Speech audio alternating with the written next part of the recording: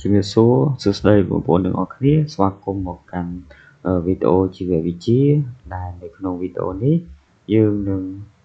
ឆ្លើយសំណួរនៅក្នុងជំពូកទី1មេរៀនទី1ទាំងអស់គ្នាបន្តទៀតបាទមេរៀនទី1ភាពរស់និងបរិស្ថានរបស់វាបាទអញ្ចឹងមុននឹងចូលដល់សំណួរបន្ទាប់យើងសូមរំលឹកនៅសំណួរដែលមាននៅក្នុងវីដេអូមុនបន្តិចបាទអញ្ចឹងសំណួរទី1បាទតើលំនៅឋានគឺជាអ្វីបាទតើលំនៅឋានគឺជាអ្វីសំណួរទី2តើដូចម្តេចដែលហៅថាពពួកណាដូចម្តេចដែលហៅថាពពួកបាទអញ្ចឹងសំណួរទាំងពីរនេះគឺយើងបានឆ្លើយនៅកាលពីវីដេអូទី1រួចមកហើយបាទអញ្ចឹងសង្ឃឹមថាបងប្អូនដែលបានទស្សនាវីដេអូនេះនឹងមានលំនឹកបាទនឹងនឹកឃើញសំណួរទាំងពីរនេះឡើងវិញបាទអញ្ចឹងសំណួរទី1បាទតើលំនៅឋានគឺជាអ្វីបាទអញ្ចឹងសង្ឃឹមថាបងប្អូនទាំងអស់គ្នានឹងចងចាំបាទហើយកុំភ្លេចបើសិនជាបងប្អូនទាំងអស់គ្នាមានការភ្លេចភ្លាំងសូមទៅមើលវីដេអូនេះសារដាំឡើងវិញណា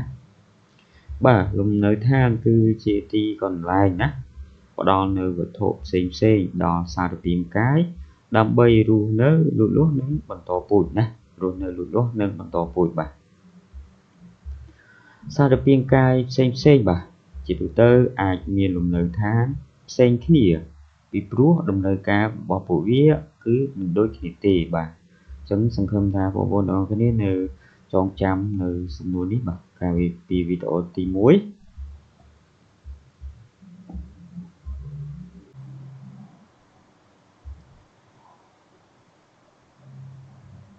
សំណួរទី2ណាសំណួរទី2តើដូចម្តេចដែលហៅថាពពួកបាទដូចម្តេចដែលហៅថាពពួកអញ្ចឹងបងប្អូនតាមនៅចាំទេបាទកាលពីវីដេអូទី1បាទសំណួរទី2នេះគឺបានសួររួចទៅហើយណាសង្ឃឹមថាបងប្អូនទាំងអស់គ្នានឹងចងចាំនៅសំណួរនេះណាបាទពពួកគឺជាក្រុមសារពាង្គកាយមួយប្រភេទបាទដែលមានលក្ខណៈប្រហាក់ប្រហែលគ្នារស់នៅក្នុងលំនៅឋានពិសេសណាមួយបាទរស់នៅក្នុងលំនៅឋានពិសេសណាមួយបាទឥឡូវយើងកុំឲ្យខាត់ពេកយើងបន្តសំណួរថ្មីបន្ទាប់ទៀតបាទសំណួរទី3បាទដូចម្តេចដែលហៅថាសហគមន៍បាទសហគមន៍អញ្ចឹងសូមបងប្អូនក្រឡេកមើលរូបភាពនៅខាងស្ដាំនេះបាទគឺជារូបភាពដែលបង្ហាញអំពីសហគមន៍មួយកន្លែងសហគមន៍មួយកន្លែងអញ្ចឹងនៅក្នុងរូបភាពនេះគឺយើងមានឃើញប្រភេទសត្វជាច្រើនបាទនៅលើអាកាសគឺមានបក្សីអញ្ចឹងទៅបាទនៅលើដីគឺមានប្រើសមានកងានមានទាព្រៃមានសំពោចអីជាដើមបាទចំណែកនៅក្នុងទឹកវិញគឺឃើញមានត្រីបាទមានត្រីមានប្រភេទល្មូនរស់នៅផ្សេងៗបាទអញ្ចឹងតាមរយៈរូបភាពនេះតើបងប្អូនទាំងអស់គ្នាអាចឲ្យនិយមន័យបានទេបាទតើសហគមន៍គឺជាអ្វីបាទឬក៏ដូចម្តេចដែលហៅថាសហគមន៍បាទសហគមន៍គឺជាកន្លែងមួយបាទជាទីកន្លែងមួយណាមានសារពាង្គកាយច្រើនប្រភេទរស់នៅរួមគ្នាបាទនិងមានទំនាក់ទំនងគ្នាទៅវិញទៅមកណាទៅវិញទៅមកបាទអញ្ចឹងមើលនៅក្នុងរូបភាពនេះបាទគឺឃើញមានប្រភេទសត្វជាច្រើនបាទរស់នៅក្នុងតំបន់មួយកន្លែងបាទគឺជាតាពាមួយកន្លែងហ្នឹងបាទគឺឃើញមានប្រភេទសត្វជាច្រើនរស់នៅក្នុងកន្លែងហ្នឹងផងដែរបាទពួកវាមានទំនាក់ទំនងគ្នាបាទពួកវាមានទំនាក់ទំនងគ្នាតាមរយៈការប្រើប្រាស់ណាប្រើប្រាស់អីបាទគឺប្រើប្រាស់នៅប្រភេទប្រើប្រាស់នៅទីកន្លែងរួមគ្នាបាទដូចជានៅក្នុងតាពាំងហ្នឹងបាទគឺមានទឹកណាមានទឹកបាទអញ្ចឹងនៅក្នុងទឹកហ្នឹងគឺមានត្រីដែរមានត្រីបាទត្រីប្រើប្រាស់ទឹកហ្នឹងសម្រាប់រស់នៅបាទឬក៏អាចថាទឹកគឺជាកន្លែងរបស់ត្រីបាទកាលណាក្នុងទឹកមានត្រីបាទគឺមានប្រភេទសត្វពិសេសផ្សេងបាទឧទាហរណ៍ដូចជាកងាននេះបាទគឺវាតាមចាប់ត្រីធ្វើជាអាហារណាបាទជាងនេះទៅទៀតគឺមានប្រភេទសត្វនេះបាទឆ្លូសបាទគឺវាបាន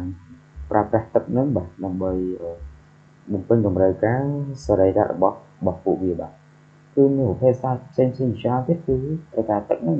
ដើម្បីរស់រានមានជីវិតបាទ ឬរៀនជីវិតចឹងបានន័យថាសហគមន៍បាទសហគមន៍ជាទីកន្លែងមួយបាទគឺប្រមូលផ្ដុំទៅដោយសារពាង្គកាយច្រើនប្រភេទរស់នៅរួមគ្នាបាទហើយប្រភេទសារពាង្គកាយទាំងអស់ហ្នឹងគឺវាមានទំនាក់ទំនងគ្នាទៅវិញទៅមកបាទនេះគេហៅថាសហគមន៍ណាសហគមន៍បាទលោក Vincent Ellison ទី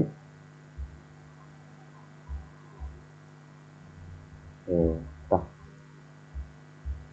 សំណួរបន្ទាប់បាទសំណួរបន្ទាប់ដូចមិនដែលហៅថាស្ថានប្រព័ន្ធណាស្ថានប្រព័ន្ធបាទស្ថានប្រព័ន្ធចឹងសូមបងប្អូនមើលរូបភាពនេះបាទរូបភាពនេះគឺបង្ហាញអំពីស្ថានប្រព័ន្ធគឺឃើញមានប្រភេទសត្វជាច្រើនបាទគឺសញ្ញាព្រួញទាំងអស់នេះគឺបង្ហាញអំពីទំនាក់ទំនងរបស់ពួកវាបាទគឺឃើញអីនេះសំទុះ reserve content បាទគឺសញ្ញាព្រួយនេះបាទគឺបង្ហាញពីអ្នកប្រើប្រាស់បាទអ្នកប្រើប្រាស់បន្ទាប់ពីស្មៅនេះបាទអញ្ចឹងបងប្អូនអាចឲ្យនិយមន័យបាននេះថាដូចនេះគេហៅថាស្ថានប្រព័ន្ធស្ថានប្រព័ន្ធបាទគឺជាទំនាក់ទំនងនៃសារពាង្គកាយដែលមានជីវិតនិងសារពាង្គកាយមានជីវិតបាទសារពាង្គកាយអញ្ចឹងបងប្អូនមើលរូបភាពនេះបាទគឺឃើញនេះបាទទំនាក់ទំនងនៃសារពាង្គកាយមានជីវិតនិងសារពាង្គកាយមានជីវិតបាទអញ្ចឹងមើលរូបភាពនេះនេះគឺជាពន្លឺព្រះអាទិត្យបាទពន្លឺព្រះអាទិត្យហើយនេះគឺជាស្មៅដែលវាអាចផលិតអាហារបានតាមរយៈការស្រូបពន្លឺព្រះអាទិត្យបាទដើម្បីបំលែងទៅជាអាហារបាទនៅពេលដែលវាបង្កើតអាហារបានហើយបាទបង្កើតអាហារបានហើយគឺមានអ្នកប្រើប្រាស់បន្តទៀតបាទគឺគោនេះបាទគោនេះគឺវាប្រើប្រាស់អាហារនឹងបន្តទៀតបាទហើយបន្ទាប់មកទៀតគឺ classico បាទ classico ណាចឹងទាំងអស់នេះបាទតាមរយៈខ្សែចង្វាក់អាហារនេះបាទគឺគេហៅថាជាស្ថានប្រព័ន្ធបាទគឺវាមានទំនាក់ទំនងគ្នាឥតឈប់ឈរបាទហើយទំនាក់ទំនងគ្នានេះគឺមានជានិរន្តរ៍បាទករណីដែលថាមានផ្នែកណាមួយដែលបាត់បង់គឺវានឹងធ្វើឲ្យប៉ះពាល់ដល់ស្ថានប្រព័ន្ធនឹងហើយបាទចឹងនៅក្នុងស្ថានប្រព័ន្ធបាទនៅក្នុងស្ថានប្រព័ន្ធមួយកន្លែងហ្នឹងបាទគឺមានទាំងជីវៈមានជីវិតនិងជីវៈគ្មានជីវិតបាទជីវៈគ្មានជីវិតបាទចឹងនៅក្នុងរូបភាពនេះគឺបងប្អូនឃើញថាតើមានជីវៈអីខ្លះដែលអត់មានជីវិតបាទអត់មានជីវិតចឹងមានដូចជាបាទទី1ទឹកណាទឹកនេះបាទទី2ដីបាទចំណែកទី3គឺពន្លឺបាទថាព្រះអាទិត្យហ្នឹងក៏ជាជីវៈដែលអត់មានជីវិតដែរបាទណារីឯជីវៈដែលមានជីវិតវិញបាទគឺសំដៅទៅលើជីវរស់ដែលមានចលនាបាទប្រើប្រាស់ធម៌ពលមានការបន្តពូជជាដើមបាទគឺមានខ្លាបាទមានគោមានប្រាស់ហើយមានត្រីបាទហើយនឹងប្រភេទសត្វទូច្រើនទៀតបាទនេះគឺច្រើនទៀតបាទរូបបូករួមទាំងរុក្ខជាតិផងដែរបាទរុក្ខជាតិនេះគឺស្មៅហើយបាទគេហៅថាស្មៅចឹងនៅក្នុងស្ថានប្រព័ន្ធមួយកន្លែងហ្នឹងបាទគឺមានជីវៈមានជីវិតនិងមានទាំងជីវៈមានជីវិតបាទចឹងនៅក្នុងវីដេអូក្រោយបន្ទាប់ទៀតយើងនឹងសិក្សាអំពីតើស្អីទៅដែលហៅថាជីវៈដែលមានជីវិតណាបាទស្អីទៅដែលហៅថាជីវៈដែលមានជីវិតបាទនៅក្នុងវីដេអូក្រោយយើងនឹងសិក្សាបន្តទៀតបាទអំពីជីវរស់មានជីវិតនិងជីវរស់គ្មានជីវិតបាទចឹងសូមអរគុណ